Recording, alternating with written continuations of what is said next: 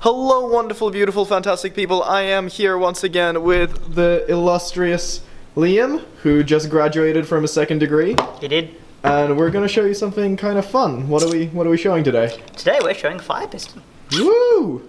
Actually quite a nifty tool and is used in some survival situations. Did you know?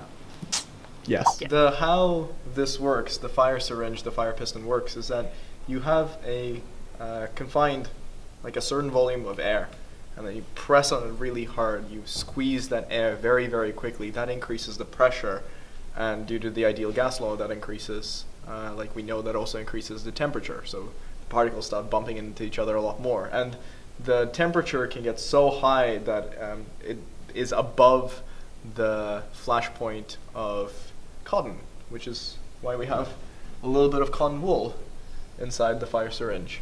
Fun fact, it was actually used as a way to set things on fire before safety matches were invented, and is also potentially the inspiration for how what's-his-name with the last name Diesel invented the diesel engine.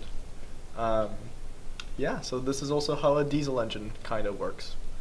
So let's just blow things up, hey? Right, in 3, 2, 1.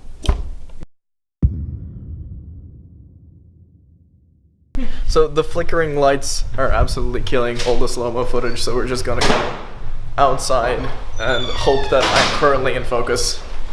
You're ready? Okay. 3, 2, 1. You're definitely weak. Ready?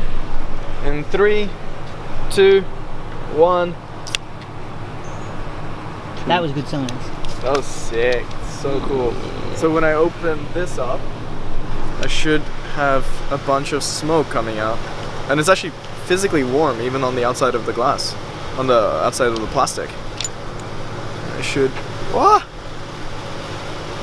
Sick. Good times. Very classic hits. We gotta watch this on a big screen. Let's do it. Mm-hmm.